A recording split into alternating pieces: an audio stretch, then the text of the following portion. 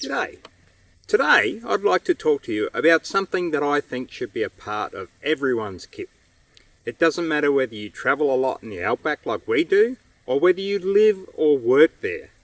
This is one thing that I think everyone should have in their kit. So, a lot of you would know that I've just finished up for the second time as a park ranger at Kings Canyon in the Red Centre. I spent another 18 months up there just helping out, and one of the things we do as a park ranger is we also act as first responders. This means that we have to attend any types of emergency response that may happen in the park, but most of the time it happened up on the canyon walk itself or the actual surrounding area. So this meant that occasionally we would have to deal with people that required treatment that we couldn't always provide.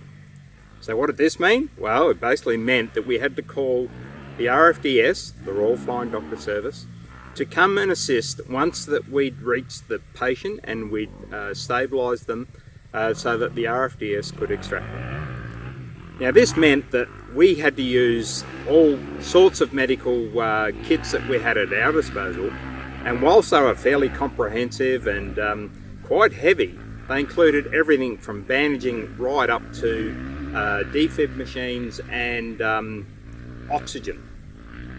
But all things aside, what I'm really trying to say, it was always a great thing to be working with the RFDS. So what is this kit I'm talking about?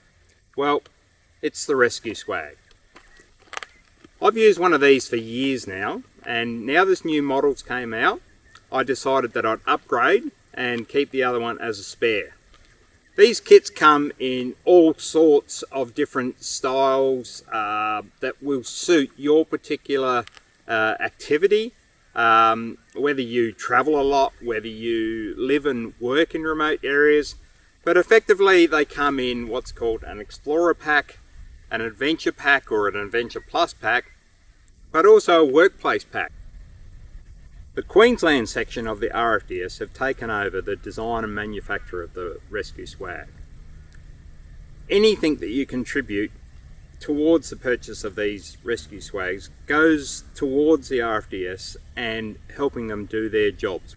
So, let's take a look inside.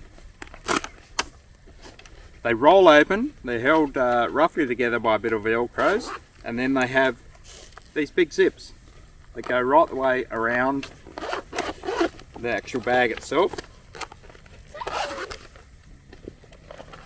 Inside the kit you'll find 3 modules. One's for minor medical emergencies, one's for snake bites and burns and strains, and the last one is for the more major medical or major injuries that you might encounter when you're somewhere out bush. I think the other important thing is that you can actually add things that you might want of a personal nature, medicines and things like that. But I think it's really interesting in that the inside of this actually has the DRABCD that everyone should follow that is a trained first aider. The other really significant use for this bag is to use it as a splint. So simply you can utilise it by wrapping around the limb and then using these straps on the side to actually affix it. It gives it another great purpose to assist you to deal with any sorts of things where you may need to splint a limb. So whether that's a snake bite, whether it's a break, but these things are just such a handy little addition to kit that I reckon everybody should have one of these in their kit when they're travelling the outback. So if you haven't got your very own Rescue Swag, then you can go online and you can find them at rescueswag.com.au. Get one. I really recommend these as something that you should travel with.